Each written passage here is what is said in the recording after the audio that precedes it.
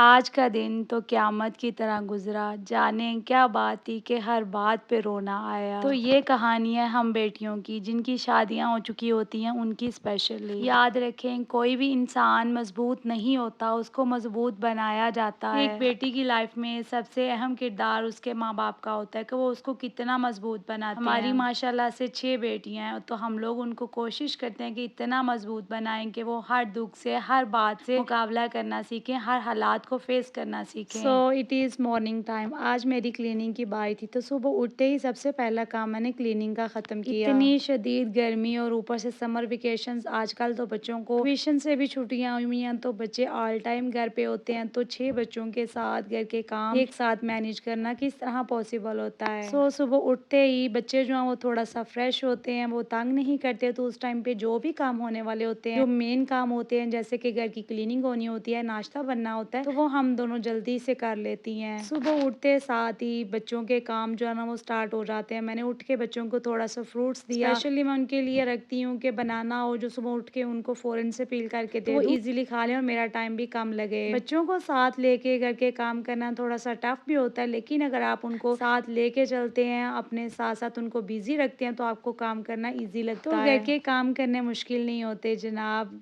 जो मेन काम होता है वो बच्चों को सँभालना और बच्चों के काम मुश्किल लगते हैं। घर के काम हो जाते हैं, चाहे आधे घंटे में हो जाए, 1 घंटे में हो जाए, 2 घंटे में हो जाए, लेकिन जो बच्चों के काम है ना, जब तक हमने सोना नहीं वो साथ-साथ चलते रहते हैं। तो मैं क्लीनिंग कर रही थी और आप ही की आज कुकिंग की बारी थी और वो किचन साफ कर रही थी। और स्टोव की ये कहानी है कि हाफ मैंने साफ करना होता है और हाफ आप ही ने। जब भी हम लोग सुबह उठ के आटा वगैरह गूंथते हैं नाश्ते के टाइम पे, तो उसी टाइम पे स्टोव को साफ कर लेते हैं। सो कभी-कभार इस तरह का डे आपकी लाइफ में आता है कि आपको बिला वजह रोना आ रहा होता है। स्पेशली कोई बात ना होने के बावजूद भी आपको रोना आता है, दिल चाहता है कि इंसान रोए।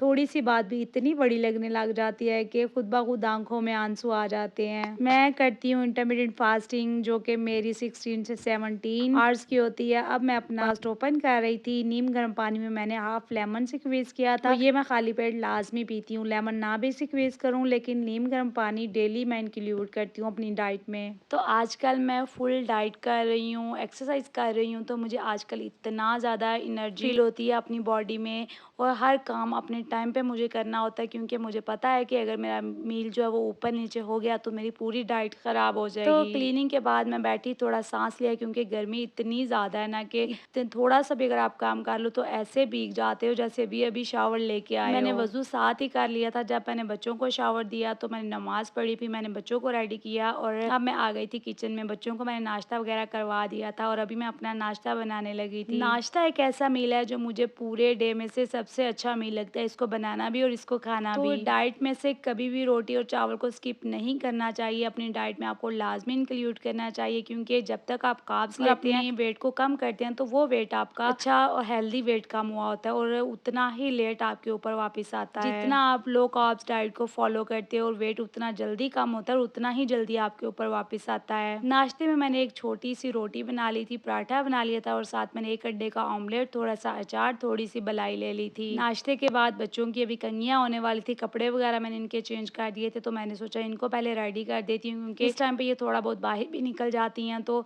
जब बच्चे बाहर जाएँ अगर साफ़ सुथरे ना हों तो फिर देख के ना काफ़ी बुरे लगते हैं। अगर हम भी किसी का बच्चा देखें वो साफ़ ना हो, गंदे कपड़े हों, तो देख के काफ़ी बुरा लगता है। सो बच्चों को मैंने रेडी कर दिया। बच्चे जब बेली फुल करके खाना खा लेते हैं तो वो तंग नहीं करते, मेरे पास खेलते रहते हैं। वो इस टाइम पे मेरे पास खेल ही रहे थे। तो ये कपड़े ना कल के मैंने वॉश करके तो यहाँ पे डाले हुए थे ड्राई करने के लिए, सारे ड्राई हो गए थे। मैंने प्रेस होने वाले सेपरेट कर लिए, जो नहीं प्रेस होने वाले थे उनको अच्छे तरीके से फोल्ड किया ताकि मुझे प्रेस करने की ज़रूरत ना पड़े, तो उनको मैं उनकी जगह पे रख दूँगी। माशाल्लाह जिनके घर में बच्चे होते हैं उनके घर में कपड़े भी ज़्यादा होते हैं। डेली बच्चों के 1 से 2 दफ़ा तो लाज़मी चेंज हो जाते हैं और मेरे अपने भी डेली चेंज हो रहे होते हैं। तो कपड़ों का जो खलारा होता है ना वो एवरीडे काफ़ी ज़्यादा होता है और इनको एवरीडे ही मैंने समेटना होता है। मैं आपसे बात कर रही थी कि अपनी बेटियों को इतना मज़बूत बनाएँ, अगर आप खुद मज़बूत नहीं है, और हर इंसान को पता होता है कि वो कितने पानी में है। आई मीन कि आपको पता है अगर आप मज़बूत हैं कि नहीं हैं, आप बुरे हालात को किस तरह से फेस करती हैं, तो अपने बच्चों को एटलीस्ट उस तरह का ना बनाएं, उनको इतना मजबूत बनाएं कि जिस तरह के भी हालात उनकी लाइफ में इजीली हंस के उसका मुकाबला करना सीखें। बेटियों की लाइफ काफ़ी टफ होती है, स्पेशली शादी के बाद इतनी मुश्किल हो जाती है, टोटली चेंज हो जाती है। उनको बिल्कुल भी समझ नहीं होती कि किस तरह से हमने अपने रिलेशनशिप को लेके चलना है, किस तरह से हमने हर चीज़ को मैनेज करना है। रूम में आके मैंने सबके कपड़े सेपरेट किए, अपने हस्बैंड के, बच्चों के, तो उनकी जगह पे इनको लगा दिया। सम टाइम हम होम मेकर्स बैठी रहती हैं कि हमें कहीं से मोटिवेशन मिले तो हम उठ के अपने काम स्टार्ट करें, लेकिन बिलीव मी आपको कहीं से भी मोटिवेशन नहीं मिलती। आपको खुद ही अपने अंदर मोटिवेशन पैदा करनी होती है, जो कि आपको खुद को पुश करके करनी होती है। अगर लाइफ पार्टनर आपका अच्छा निकल आए तो सब कुछ अच्छा ही अच्छा हो जाता है, अच्छा क्या बहुत अच्छा हो जाता है। लेकिन अगर आपका लाइफ पार्टनर अच्छा ना निकले, पूरी लाइफ जो है वो बर्बाद हो जाती है। आपको खुद भी समझ नहीं आती कि आपने किस तरह से अपनी लाइफ को गुजारा। बेटियों को इतना मजबूत और इतना काबिल बनाएं कि अगर आपको या आपकी बेटियों को कोई बॉदर करने के लिए आपके पास ढोल भी बजा रहा हो तो आपको उससे कोई फर्क ना पड़े। कपड़े मैंने समेट लिए थे, तो नेक्स्ट वाला जो परागा था वो मैंने मशीन के अंदर डाल दिया था, क्योंकि डेली कपड़े वॉश करने होते, नहीं तो फिर इतने ज़्यादा जमा हो जाते हैं कि ऐसा लगता है पूरे मोहल्ले के कपड़े मैंने जमा करके रख दिए तो जो अभी वॉश करने लगी। मेरे बच्चों के कपड़े और हस्बैंड के कपड़े मिला के पूरा एक जो है ना वो परागा बन जाता है, तो वो मशीन के अंदर लगा देती हूँ, जिससे बच्चों के कपड़े साफ भी हो जाते हैं और फिर इजीली मैं इनको समेट भी सकती हूँ। बच्चों को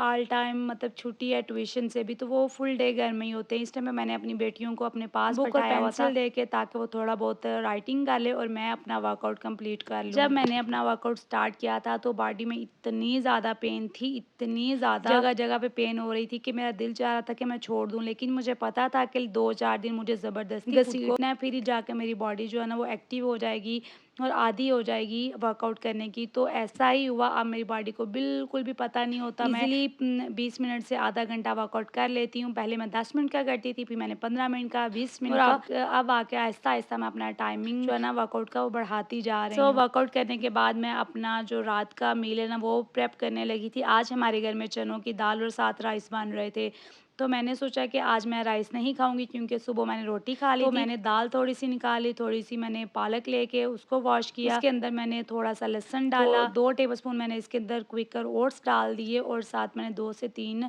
सब्ज़ मिर्चें डाल के, जो बेसिक मसाले होते हैं ना वो डाल के, तो इसको ग्राइंड करके इसका अच्छा सा पेस्ट बना लिया। आपको समझ तो आ गई होगी बनाने क्या लगी हूँ। इसके चीले बनाने लगी थी और इतने टेस्टी इसके चीले बने थे। 2 मिनट इसके चीले बना के साथ मैंने योगर्ट ले लिया और आराम से बैठ के अपना नाइट मील जो है ना वो मैं एंजॉय किया। बच्चों के साथ भाग दौड़ करनी होती है तो डाइट भी मुझे उसी हिसाब से लेनी होती है। कार्ब्स मुझे मस्ट लेने होते हैं, अगर मैं कार्ब्स नहीं लूँगी तो फिर मैं अपने बच्चों को कैसे संभालूंगी, घर के काम कैसे करूँगी, तो मुझे अपनी डाइट को फुल प्रोटीन कार्ब्स समेत लेना होता है। 3 सी सेक्शन मेरे हुए हैं, 3 मेरी बेटियां हैं और तीनों सी सेक्शंस के बाद मैंने अपना वेट कंट्रोल किया और थर्ड के बाद भी कंट्रोल किया काफ़ी ज़्यादा, लेकिन फिर मेरी बहन की शादी आ गई। शादी के बाद इस तरह मैंने छोड़ा, आज़ाद छोड़ दिया कि ना मैंने डाइट की ना मैंने एक्सरसाइज की, तो मेरा वेट जो है ना वो थोड़ा सा हैवी हो गया था, तो इसलिए मुझे वर्कआउट करना लाजमी था। नहीं तो फिर मैं क्या करती हूँ कि सिंपली कुछ देर डाइट करती हूँ, मेरा वेट कंट्रोल में आ जाता है। लेकिन अब मुझे ज़रूरत थी वर्कआउट करने की, सो मैंने स्टार्ट कर लिया। अपने बारे में सोचना, टाइम लगाना, इसको कोई सेल्फिश कहता है या खुद गर्ज कहता है तो लोगों को कहने दे, क्योंकि लोगों की तो आदत है आपको बातें करना। अगर आप मर भी जाएंगे तो लोग सही बात है यही कहेंगे कि ये सही से मरी नहीं है। तो अपने बारे में सोचा करें, लोगों के बारे में, लोगों के कमेंट्स को इग्नोर किया करें, उनके बारे में जितना हो सकता है कम से कम सोचा करें। ऐसा लगे आपको कि जैसे आपने कुछ सुना ही नहीं। आपको इस तरह का मजबूत बनने के लिए ना काफ़ी टाइम लग जाता है, काफ़ी कुछ आपको फेस करना होता है, फिर जाके आप इतने मजबूत हो जाते हो कि आपको कोई फर्क नहीं पड़ रहा कि आपके पास कोई ढोल बजा रहा है, आपको कोई गालियां दे रहा है, आपको कोई बुरा भला कह रहा है। सही अल्फाज में बोलूँ तो जब आप डीट हो जाते हैं आपको कोई फर्क नहीं पड़ता, ना किसी के अच्छे से ना किसी के बुरे से, तो फिर सही मायनों में आपको लाइफ गुजारनी आ जाती है, चाहे वो आपका कोई भी रिश्ता है। इस तरह का मजबूत बनने के लिए आपको थोड़ा टाइम भी लगता है और आपको काफ़ी कुछ फेस करना होता है, फिर जाके आप इतने मजबूत ऑटोमेटिकली हो जाते हो। सो ये नेक्स्ट डे की मॉर्निंग थी। सुबह उठते ही मैंने आटा गूंदा, क्योंकि आज मेरी कुकिंग की बारी थी। हम लोग 2 बहनें हैं, हमारी एक ही घर में शादी हुई है। एक दिन मेरी कुकिंग की बारी होती है तो आप ही की क्लीनिंग की बारी होती है, तो आज मेरी कुकिंग की बारी थी। तो मैं उठ के किचन में आई और जो बर्तन रात के चाय वगैरह वाले वॉश होने वाले थे उनको मैंने सोचा कि वॉश कर लेती हूँ। आटा इस तरह से गूंदना काफ़ी आसान हो जाता है कि अगर आप उसको मिक्स करके रख लो 10 से 15 मिनट का रेस्ट, तो उसको दोबारा से मुक्की दे के गूंदोगे तो इतना जल्दी गूंदा जाता है और इतना अच्छा आटा जो है ना वो सेट हो जाता है। रात को एक दफ़ा प्रॉपर किचन जो है ना हम लोग साफ़ करते हैं रात के खाने के बाद, लेकिन उसके बाद भी सारी रात कुछ ना कुछ चलता रहता है। मतलब कि जो भी उठा उसने चाय बना ली, कोई उठा उसने कुछ खा लिया, सारी रात इसी तरह ही चलता रहता है, तो बर्तन जो है ना वो ऑटोमेटिकली हो जाते हैं। इतने ज़्यादा बर्तन नहीं थे, थोड़े से बर्तन थे, मैंने उनको जल्दी से वॉश कर लिया। तो उतनी देर में आटे का रेस्ट भी हो गया था, तो इसको मैंने सोचा कि दोबारा से मुक्की दे के तो इसको रख लेती हूँ। और इसको गूंदने के बाद जो फिर 10-15 मिनट का रेस्ट देना था उसमें मैंने अपने हिस्से का जो चूल्हा है उसको साफ़ कर लिया।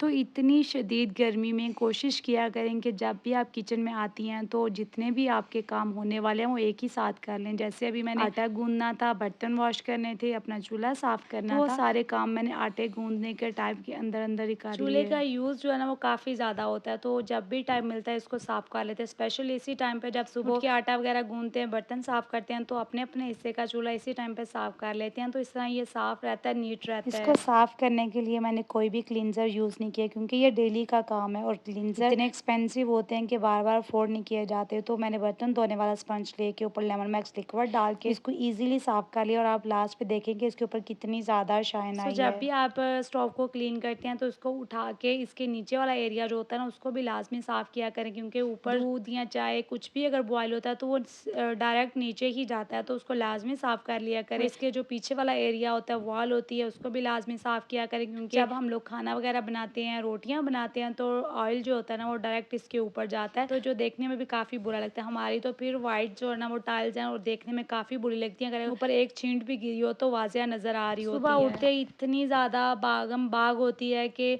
कोशिश होती है बच्चों के तंग करने से पहले-पहले घर के जो काम है ना वो ख़त्म हो जाएँ, क्योंकि बच्चों को सँभालना लाज़मी है, ज़रूरी भी है, घर के काम भी ज़रूरी हैं। तो एक साथ सब कुछ मैनेज करना थोड़ा-सा टफ़ भी हो जाता है, थोड़ा-सा चैलेंजिंग हो जाता है और मज़ा भी आता है सुबह-सुबह उठ के भाग-दौड़ के सारे काम करने का। हमारे घर में ये सीन है कि जब भी नाश्ता बनना है तो आटा ताज़ा गूँधा जाना है, वो रात को अगर आपने रोटी बनानी है तो फिर भी ताज़ा आटा गूँधना है। तो मैंने अभी आटा गूँधा था, अभी ये सही से सेट नहीं हुआ था। पहले मैंने हाथ से रोटी बनाना शुरू की, लेकिन वो ऐसा मुझे लग रहा था कि फट जाएगी, नहीं बनेगी, तो फिर मैंने ये स्टील का जो कटिंग बोर्ड है ये ले लिया था। तो ये इतना ज़्यादा यूज़फुल है, आप इसको डिफरेंट पर्पज़ के लिए यूज़ कर सकते हैं, इसके ऊपर कटिंग कर सकते हैं, डो को नीट कर सकते हैं, रोटियाँ बेल सकते हैं और ये इतना ज़्यादा रोटियाँ बेलने के लिए यूज़फुल है, ज़रा भी अपनी जगह से हिलता नहीं है, बिल्कुल फिट हो जाता है। पहले हमारे पास रोटियों वाला मैट था जो कि आम नॉर्मल हर घर में होता है, तो वो आपको 1 से 2 महीने के बाद चेंज करना होता है। उसकी जो चिपकन होती है वो ख़त्म हो जाती है, सिलिकॉन का होता है तो वो ख़राब हो जाता है, इसलिए एक ही दफ़ा इन्वेस्ट कर लो, थोड़ी ज़्यादा इन्वेस्ट कर लो तो अपनी चीज़ें जो है ना वो अच्छी ले लो। सुबह-सुबह जब इस तरह से पराठे बन रहे होते हैं ना, इतना दिल चाहता है कि पराठा हो, साथ ऑमलेट हो, अचार हो, चाय हो, तो बैठ के बंदा आराम से नाश्ता करे। लेकिन खैर क्या किया जा सकता है, अपने आप को भी फिट रखना होता है, तो इस तरह की चीज़ों को जितना हो सकता है अवॉइड करती हूँ। बच्चों को हाल में बैठा के मैंने रोटी दी हुई थी